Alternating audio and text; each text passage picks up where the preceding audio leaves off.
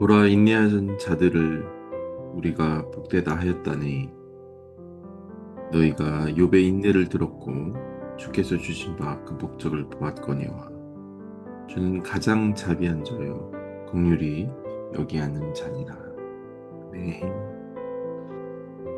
하나님, 오늘도 하나님의 은혜와 자비와 긍휼을 경험하며 누리며 하나님께 영광 올려드리는 그런 복된 하루가 되게 해주셔서 만왕의 왕 되신 주님을 찬양하며 감사드리며 예수님의 이름으로 기도드렸습니다. 네.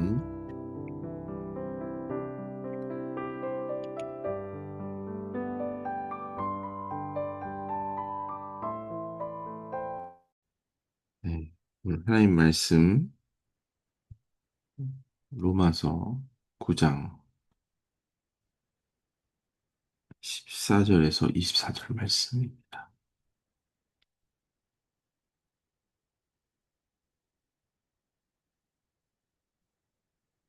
그런즉 우리가 무슨 말을 하리요? 하나님께 불의가 있느냐? 그럴 수 없느니라. 모세에게 이르시되 내가 궁휼히 여길 자를 궁휼히 여기고 불쌍히 여길 자를 불쌍히 여기리라.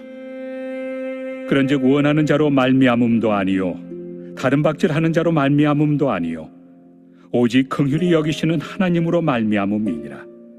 성경이 바로에게 이르시되 내가 이 일을 위하여 너를 세웠으니 곧 너로 말미암아 내 능력을 보이고 내 이름이 온 땅에 전파되게 하려 함이라 하셨으니 그런즉 하나님께서 하고자 하시는 자를 긍휼히 여기시고 하고자 하시는 자를 완악하게 하시느니라.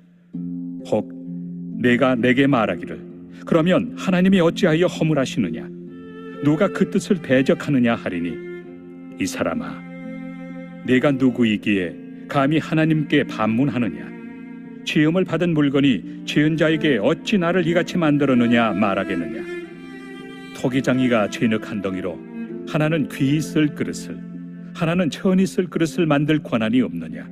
만일 하나님이 그의 진노를 보이시고 그의 능력을 알게 하고자 하사 멸하기로 준비된 진노의 그릇을 오래 참으심으로 관용하시고 또한 영광 받기로 예비하신 바 긍휼의 그릇에 대하여 그 영광의 풍성함을 알게 하고자 하셨을지라도 무슨 말을 하리요? 이 그릇은 우리니 곧 유대인 중에서뿐 아니라 이방인 중에서도 부르신 자니라.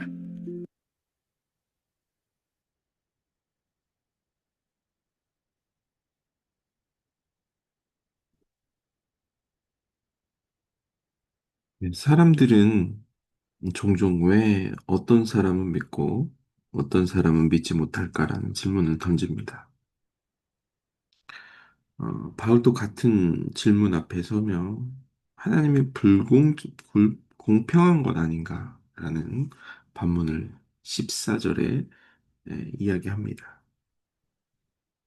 우리가 이해하기 어려운 구원의 신비를 풀어가는 길은 우리가 다시 하나님의 성품을 발견하게 됩니다. 바로 하나님의 긍휼이 여기는 성품 긍휼입니다. 오늘 14절, 18절은 불의하지 않은 하나님에 대해서 바울이 이야기하고 있죠. 하나님은 모세에게 내가 긍휼히 여길 자를 긍휼히 여기겠다. 출애굽기 33장에 나오는 말을 바울이 인용했습니다. 구원은 인간의 의지나 노력에 달린 것이 아니라 하나님의 긍휼에 달려 있습니다. 바로가 바로 그런 예입니다.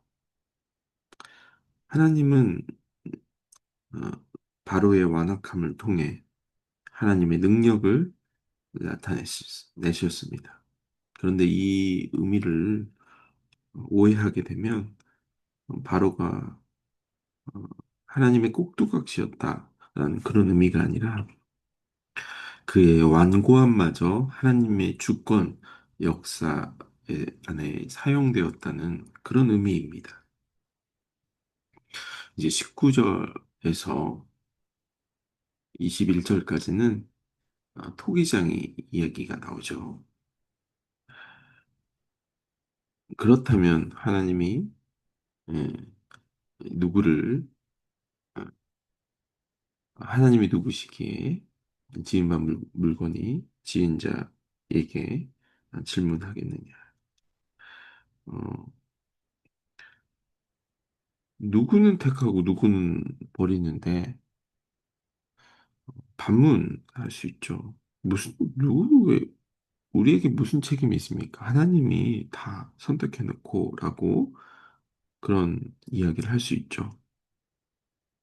바울은 토기장이와 진흙의 비유를 통해 하나님이 주권적으로 어떤 그릇은 존귀하게, 어떤 그릇은 천하게도 쓸 수 있다고 말합니다. 이 비유의 초점은 하나님의 무자비한 선택이 아니라 하나님이 자기 뜻대로 일하시되 선하고 의로운 분임을 전제하는 그런 부분을 강조한 말입니다. 22절, 24절은 하나님의 성품, 긍휼과 오래 참음을 이야기합니다.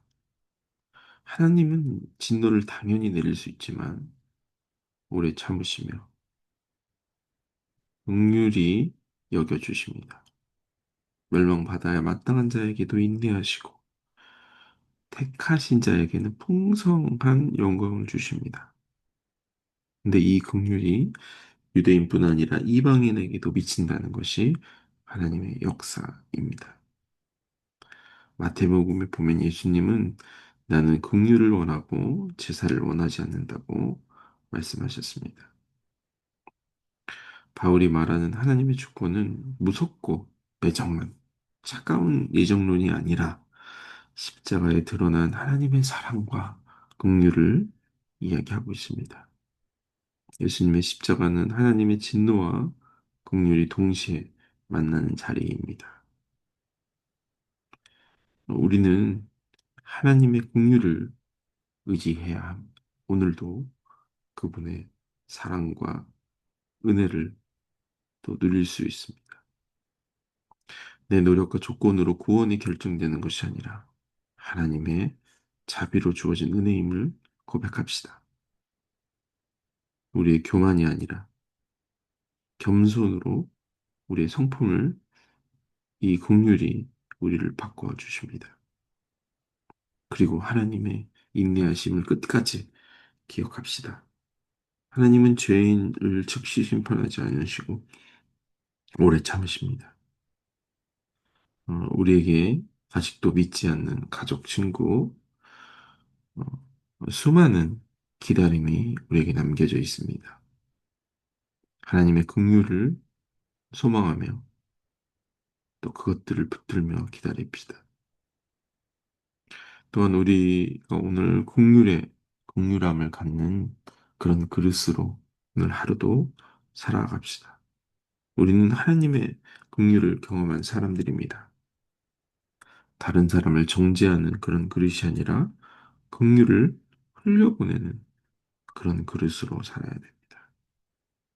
오늘 말씀을 결론을 내리며 하나님의 주권은 차갑고 매서운 그런 운명적 결정이 아니라 사랑과 긍휼의 역사를 이야기를 펼치시는 분입니다.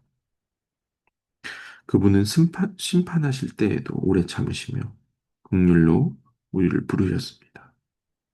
오늘 우리가 살아갈 수 있는 이유는 하나님의 전적인 은혜와 긍휼입니다. 오늘도 하나님의 성품을 닮아가며 우리가 그분의 긍휼의 그릇같이 우리도 그분을 나타내며 그분께 영광 올려드리며 하나님의 사랑을 누리는 그런 풍성한 은혜가 있는 하나님에게 기도합시다. 하나님, 오늘도 주님의 사랑과 은혜, 그 놀라운 자비하심, 충만한 하나님의 은혜를 또 기억합니다. 순간순간 또 덮어버리는, 넘어가는 그런 영혼들을 위로 긍휼의 그릇으로 오늘도 승리하게 하여 주옵소서. 오늘도 그런 하나님의 힘을 주실 만왕의 왕 되신 주님을 찬양하며 감사드리며 예수님의 이름으로 기도드렸습니다. 아멘. 오늘도 우리에게 긍휼이라는 이름을 그런 성품으로 살아가고 승리하는 복된 하루가 되길 축복합니다. 아멘.